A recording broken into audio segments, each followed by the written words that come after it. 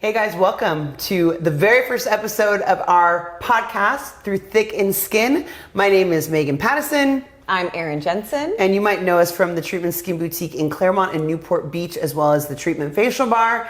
And we wanted to join the fun and have our own little podcast. Yeah. And I think you forgot to mention we're sisters. Oh yeah, I forget, if you guys don't know that we're sisters already, it's like, where have you been? Because that's kind of like probably the most important thing about us is that we're cut from the same cloth. And yes, we have the same mother and father. We were raised in the same household, although we are very different. Very different. I mean, we look a little different. I have like a foot on her, a couple pounds, but we do have one thing in common is that we work our ass off. Yeah. So we kind of wanted to talk about that. I guess, Erin, we should probably explain why we created a podcast amongst all the podcasts that are out there in the world. Yeah. Why did we want to have our own treatment podcast? Well, there's so many podcasts out there. I feel like everyone's getting in the podcast game. And, you know, you might think it's a little saturated, but I think we have so much to offer because there are so many people out there that claim they are beauty or skincare experts. But, you know, what does that mean nowadays? Because you know... They spend 8 hours on Google. Yeah, Dr. Google. They have an intense course on goop.com. Or they use coconut oil over their body. Exactly. So they're an expert. And, you know, I'm not throwing shade to any of those people or the way you use that stuff. But I think, like, you nailed it. Like, you actually have background in studying skin. Yes. You went to school for it. You've been practicing for 10 plus years. And I'm kind of gassing you up because I'm proud. I'm a proud little sister. Thanks. But so then why did you bring me on this? We should probably explain to them because you could just hold this down on your own. No, I can't. I need you. I think you just have an amazing way about delivering this information in a non-sterile, stiff way. So I'm here to give you the expertise, tried and true experience, and you're here to kind of help me. And you are more of this lay person who is very involved in these medical and aesthetic procedures. Yes. And you firsthand know what it's like for a non-medical person to experience anything. And if anyone follows us on Instagram, they know that we do not sugarcoat anything. No. And I'm surprised people continue to follow us because I almost push the envelope with each Mondays with Megan post, which I'll get into that later. But I always kind of push the envelope. Like, I drop a few more curse words. I talk a little more nasty. I get a little more raunchy because that's just my personality. Like, I'm a spicy Aries woman.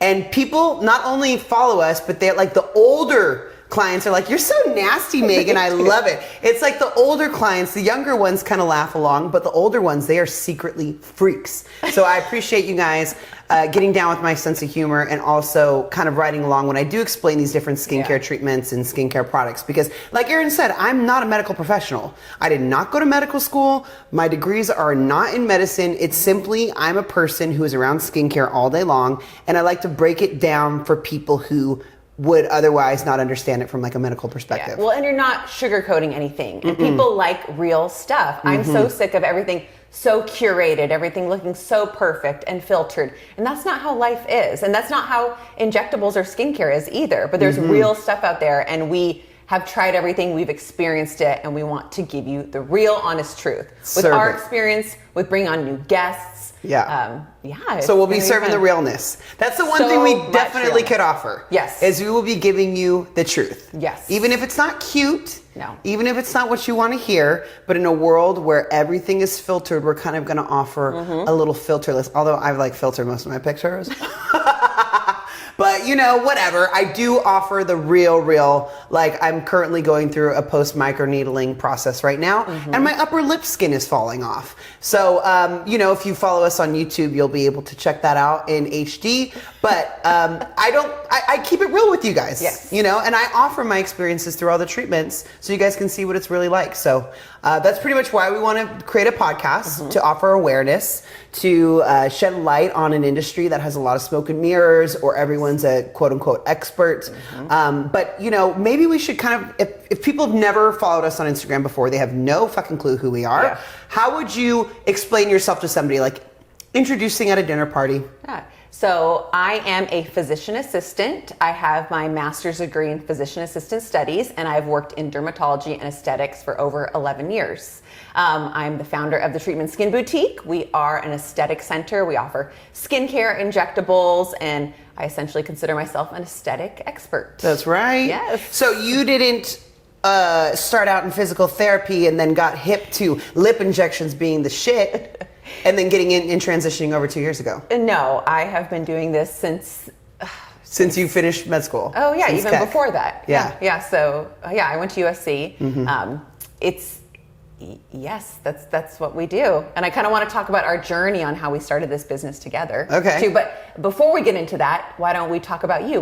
How would you describe Let's Megan? talk about me. How would you describe Megan? 'Cause I don't even know Let's if I talk could. about me. I'm like, how much time do we have? 3 hours? Okay. Well, I was born on April 11th, 1985 in Honolulu, Hawaii. That is the fucking truth. Erin and I were both born in Hawaii. Our parents just wanted to move there. We had family there, but I'm not going to skip over all of that.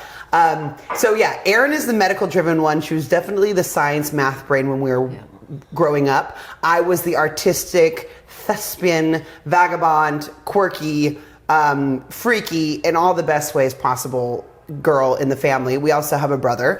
But anyways, so we had very separate paths. Like when Erin was 18, she went to a local, very nice, prestigious private university. I went to San Francisco State University. Why are you putting it down? I'm not putting it down at all. Go Gators. Not at all. I fucking love San Francisco State. It was totally perfect for what I wanted to do, which was hospitality management. So my background is actually in business. That's one of my degrees is business with the emphasis in, no joke, recreation and leisure studies. So like, That's a legit. it's not, yes. Major. It sounds like a total stoner major, like I major in recreation, which there were a lot of stoners in my class, but we did like ropes courses. My final thesis was on like building a resort. Like everyone else was doing bars and restaurants and hotels. I was focusing on yacht clubs, country clubs, private clubs, men's clubs, like the et cetera of the hospitality industry. Absolutely loved it. And then I also went to school in central Mexico in a little town called Querétaro, Mexico. And I was there for a year, so I also have a degree in Spanish. So, Did you speak Spanish before you lived in Mexico? yeah, I could say, hola, me llamo Megan y quiero un burrito. And then they'd be like, oh, okay, so what do you want in that burrito? You want beans, lettuce, and I'd be like, la cuenta, por favor. ¿Dónde está el baño? Like that was, and I thought I knew it. I thought because I took 4 years in high school and like a semester in college, I was like, I got this. I landed in Mexico City and was like, I have no fucking clue how to speak And you Spanish. lived there for a year. Solid year. Not just 5 weeks study abroad shit. Yeah, those kids who say they studied abroad in Spain for a month, no, you didn't. Yeah. You were on an extended vacation, sweetie pie. And I will be the first one to say that. Once again, this might offend some people. We might lose some followers, but I'm kind of in a mood. I'm in a spicy mood to keep it real. So yes, to answer your question, there was no other choice to do a year-long program. I was a little scared, but I'm so glad I did it because I came out speaking Spanish fluently. You speak Spanish so well. Gracias. But how did you get your accent? Your accent is so good. Because I dated Mexican dudes. I dated stuck-up Mexican dudes too. So like I learned, so Querétaro, Mexico is like 3 hours north of Mexico City, and the Spanish spoken there sounds different than the way they speak it in Tijuana, in in Monterrey, in Cancun. It's very colloquial. So Spanish spoken in different, just like a Texan accent, they speak with a twang, and then you're in New York and they got a New York. It's like in Mexico, apparently I speak like a sophisticate. Like, you're so regal. Cuando yo hablo español, yo hablo como like a snob. But that's because I went to a private university there. But then I also had some really down-to-earth cool dudes, so I can speak like a street girl as well. So I have both sides to my Spanish. So yeah. Anyways, majored in Spanish, came back, and I've been in experience industry, travel industry, hospitality industry ever since in many different forms. Like, I started out at W Hotels, then I moved to American Express Travel, Centurion Travel, then worked for a client who poached me. I've lived in Vegas, I've lived in Chicago, I've lived in San Francisco, obviously, central Mexico, and I live in Los Angeles now. So I get around, but I'm, I love being back in LA. I love being, close to the family, working with you. But when why I'm here with you today. Yeah, how do you go from hospitality to medicine? Manipulation. Desperation? Maybe. No, I'm just kidding. Okay, Erin is a very persuasive go-getter type of person. There's nothing that will get in her way. Same with me though. I'd like to think that I actually have that same type of attitude as well. Like if I want it, I will fucking get it. And if I don't get it, I will change what I want. I know that's like think about that. Marinate on that for a second. That's deep, huh? But anyways, so yeah, we figure it out. Yes, we make it happen. Yes. We do not create excuses for ourselves. Like everything we've gotten has just come with really hard work, Yes. waking up early, going to bed late, and doing it even when we don't want to. Yes. So, how we ended up working together. Okay, so I was working in LA in the industry. I was a travel manager for Steve Aoki and Fluffy, Gabriel Iglesias. Both amazing entertainers. Aoki has the world record for the most travel as a DJ, Guinness World Record. So I was like, yeah, bring it on. Like, I'll be his travel manager.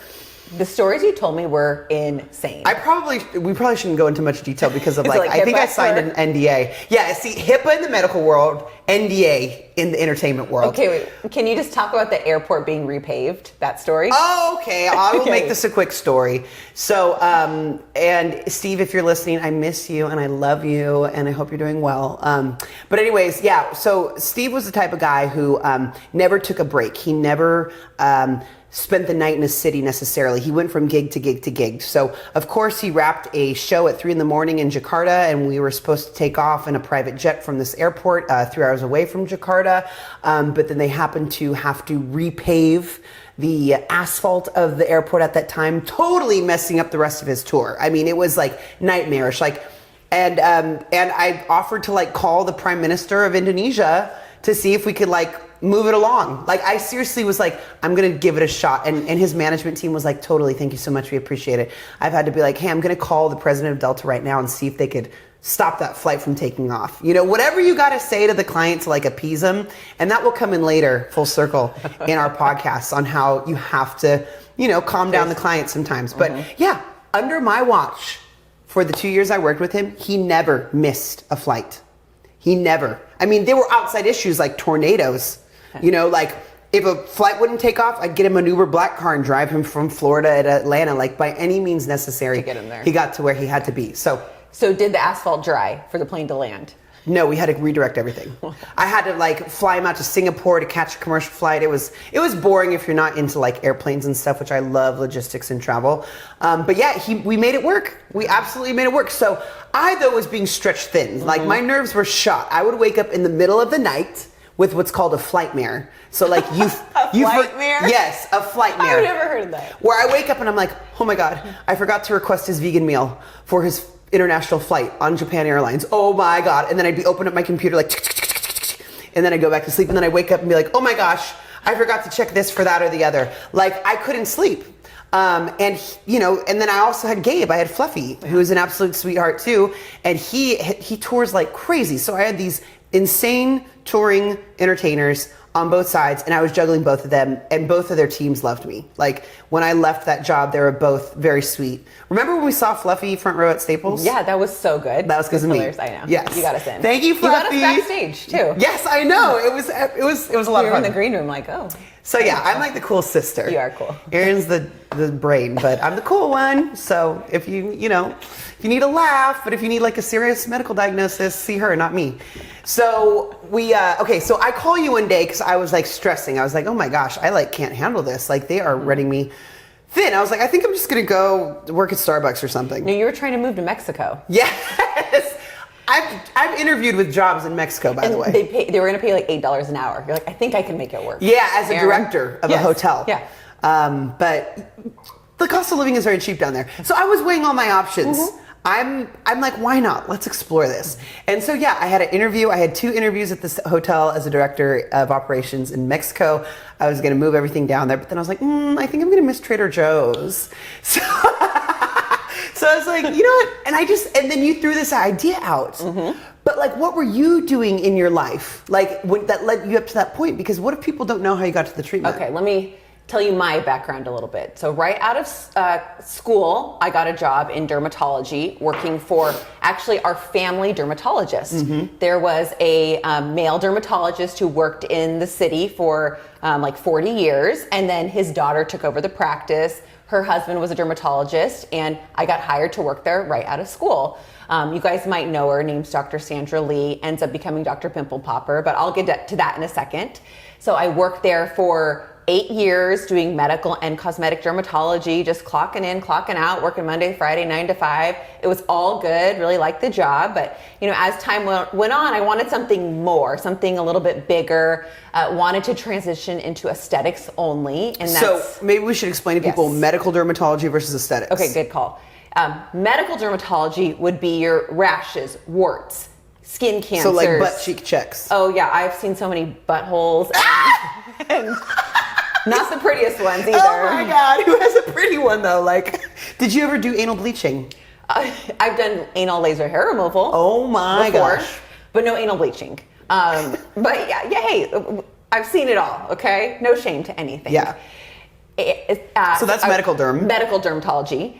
Cosmetics would be Botox, fillers, lasers, peel, skincare. And I've always had such a love for that. And the industry has progressed so much. So when I started 11 years ago, maybe everyone 50 and older, 10% of the population was doing a little bit injectables. Now it's getting so much more popular, younger, such a bigger industry and business. And I knew that's where my love and focus was. Yeah. So I thought, you know what? I kind of want to go out and do my own thing.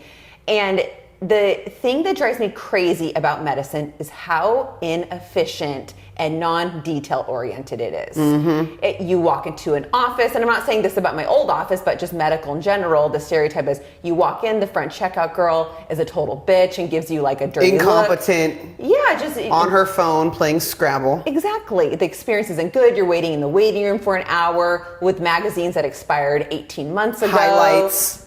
Oh and you're at your gynecologist and there's a highlight magazine. You're like, what the fuck am I like gonna do with the cover's highlights? ripped off. Yeah, exactly. You go back into the room. Men's fitness. Yes.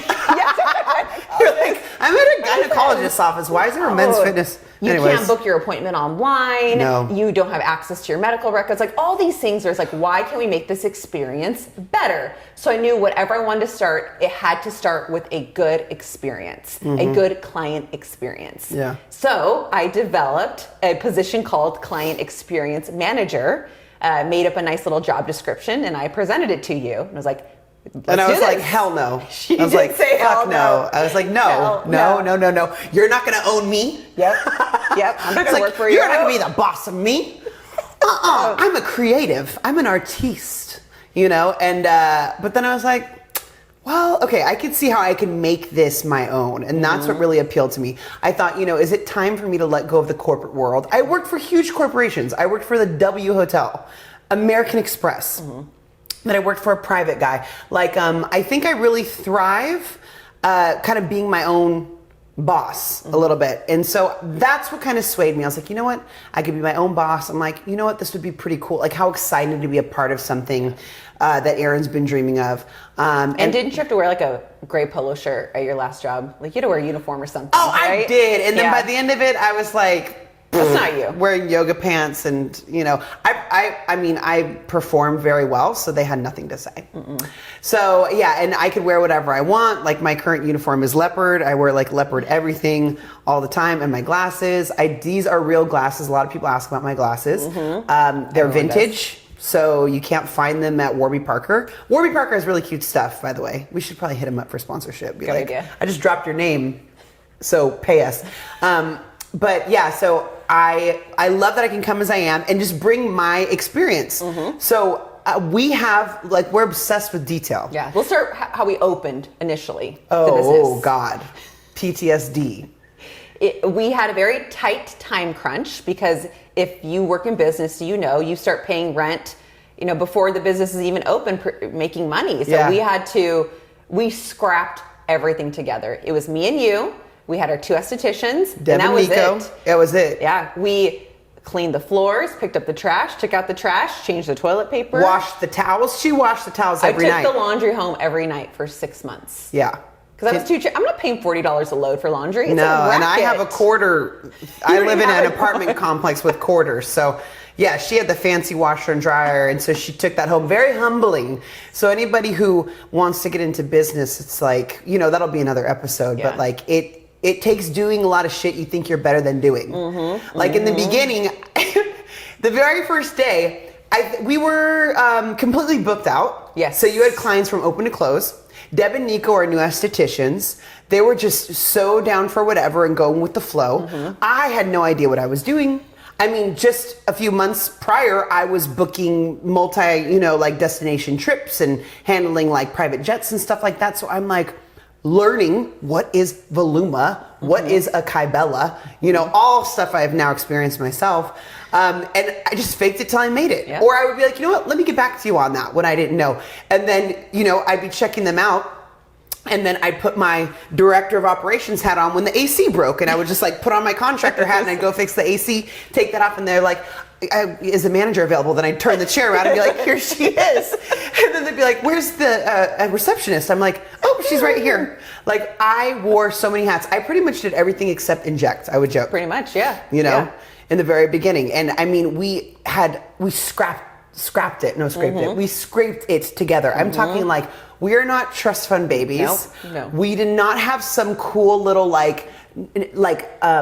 nested nest egg, something that was bestowed upon us by our grandfather. No. If we wanted money, we went to the fucking loan company and said, can I have some money, please? This is what I'm good for. Yeah. And we scrapped together. I was like, I have a couple grand here. You have a couple grand here. Yeah. What can I sell? What can I do? Yeah. Our decorations were from Home Goods. Like we didn't have an interior designer. No. We did everything ourselves. We were out buying trash cans the night before at Target. Yes. And we barely had anything. We bought like 3 bottles of Botox at a time. That's it. Yes, that's all. Erin goes through 3 bottles of Botox in an hour. I was like, we need more. It was like the fridge had this one little glorious Botox bottle, like, oh, there it is. That's it. And that's all. And then you even ran out of Botox like the first weekend. Oh yeah, or something. Like the third day, we ran out and we had to borrow. It was and our shelving. The shelving is beautiful, but there were like 3 bottles on the shelf, so we had to put like shopping bags and stuff with tissue paper. And we had these little vases from IKEA, and I was like, we need a plant, so we trimmed like a bush and stuck a piece of plant. I took a mirror from my house and put it in one of the rooms. I took a throw from my house and put it on a chair. We didn't have an office chair, so I was like, well, we got to find an office chair. So I found one. We really put it together last minute. But like you said, we had to start generating some sort of money. But you know what the most important thing is? No one cared about that stuff. Yeah. People cared that we knew their names when they walked in the door. You made them a very nice cup of coffee. They didn't wait very long. We took time with them. So it was all about the experience from start to finish. Yeah, from the very beginning. Because like you mentioned, we took our own personal experiences of just awful medical visits. And so how could we make it more of a hospitality experience? So that's where I think the game is being changed, or that's our mission, not only to debunk some things that debunk ideas about medical aesthetics, because like I'm brand new to this. Like I am very new to the aesthetic world. I'm 2 years into it, but I have 13 plus years in hospitality, and experiential creation. Well, and you think a lot of that stuff is common sense because you are so well versed in it. It's not. It's not at all. No. You have to have such a detailed eye. If one thing is out of place, the music is too loud or too quiet, the wrong song is being played. I'm cursed. I was having like a really nice dinner at this fancy restaurant in LA, and they were blasting like Pitbull or something, like at this French restaurant. And I was like, do you not understand? So that's just an example of where my experience comes into play. Like, I don't think people realize, but I have playlists for each location specifically. Our Newport clients who come in, I have a different playlist for the people who come in for the facial bar. I also have times of the day. That's something I picked up at the W Hotels. The W Hotels has a director of music. So there's some... Talk about your music experience a little bit. Maybe. So no, that'll be a later episode. Well, Megan does have musical experience. How do I put that? Yes. I have another. She curates all of our playlists. Very much so. It's not just a Pandora algorithm. Like we are robot free when it comes here. No shade to Pandora or Spotify, because if they ever want to sponsor an episode. Give me that unlimited lifetime commercial free. But no, this is very, very different. So I actually handpick and select the music playlists for all locations. Also, the stuff we provide to drink. Have you ever been to a doctor's appointment and you're fucking starving and all you want is like a trail mix? Mm-hmm. We have a trail mix. Yeah.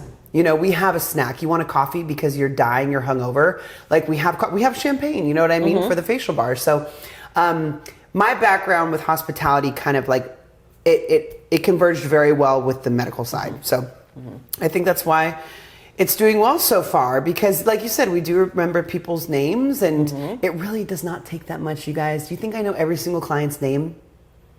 Do you? Yes. You do, like, once you see them. Yes. But like, yes, all it takes is a little effort.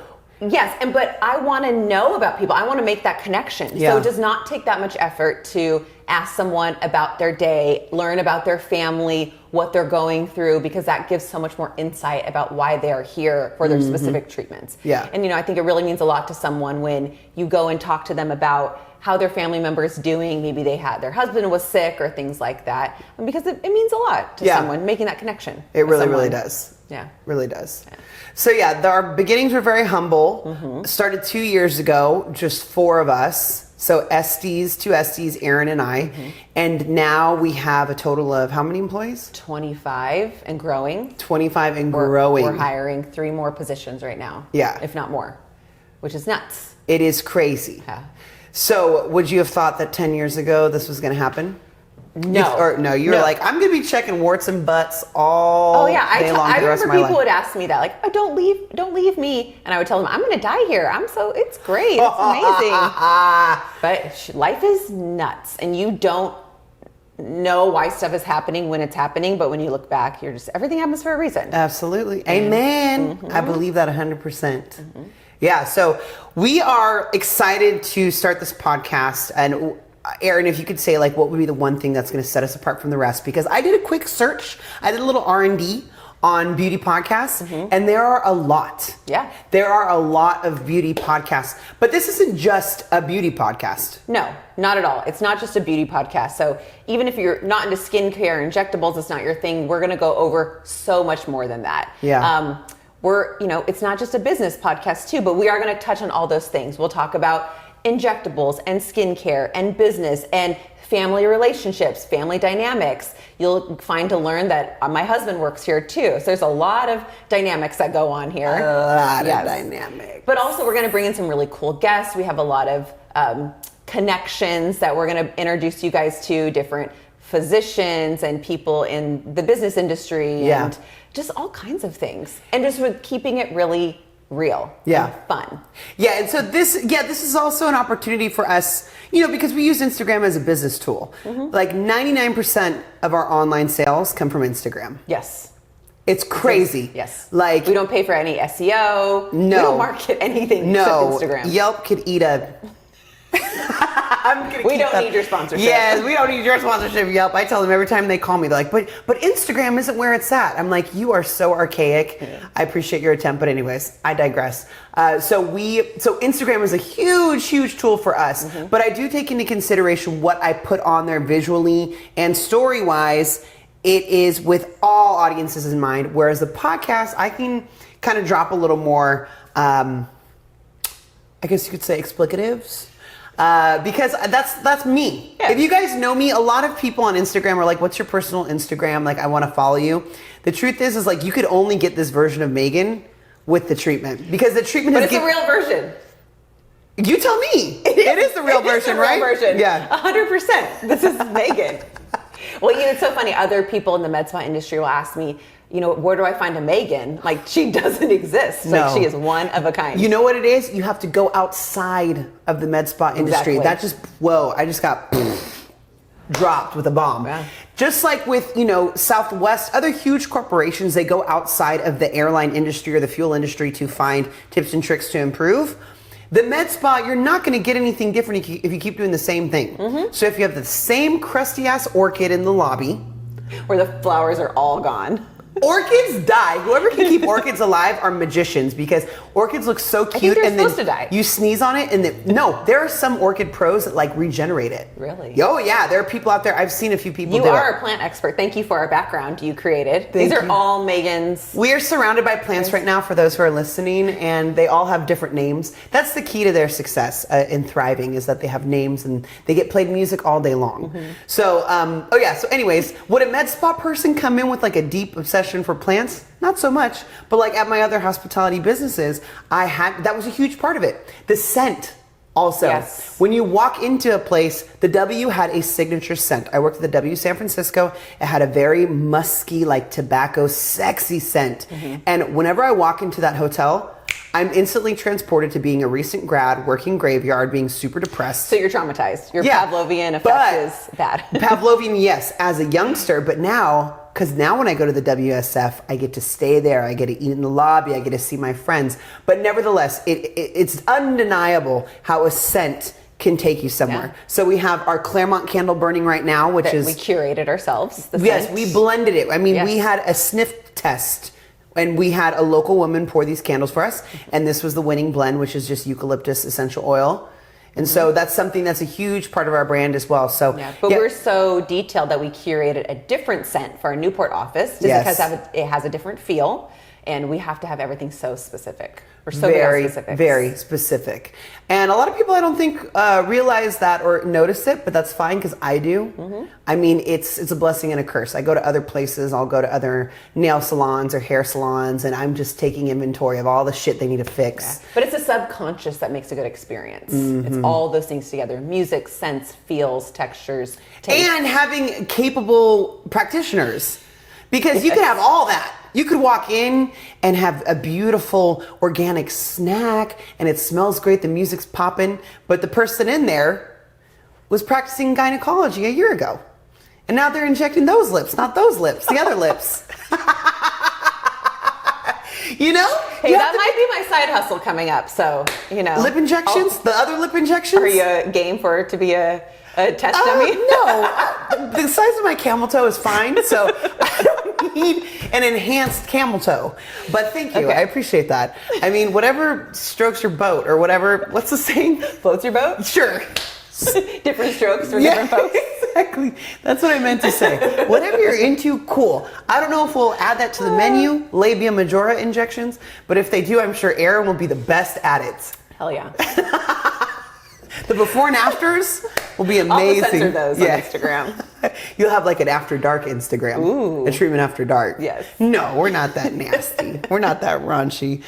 So yeah, I mean, I guess just for what you guys to expect. So this is our very first podcast. I wanted you guys to get to know us a little better. I mean, more will be revealed the further we get into our podcast as far as Erin and I as individuals. Yeah. But we also want to talk about medical aesthetics and also skincare, because we do carry our own skincare line as well as other skincare lines, and just like life shit. Yeah. So like me as a single woman in LA, Erin is a very boring married woman in the suburbs. I mean, stable, I should say. Not Stable. boring, stable. I'm a little more woo. So But it's fun. You can learn from both of us. from both of us, exactly. One common thread is that we work our fucking asses off. Yeah. And so we want to share that with you guys. There's really no secret to our success. It's simply that we work a lot. Absolutely. Yeah. So we want to know what you guys want to hear from us. What topics do you want to hear? What do you want to learn more about? So please, in our most recent Instagram post, comment and leave us a suggestion on topics for the future. We're open book. We will talk about whatever you'd like, as long as it doesn't involve like, well, actually nothing's off the table. No. Bring it. Yes. Bring We're it. pretty open, Yeah, I think so. but we'll see.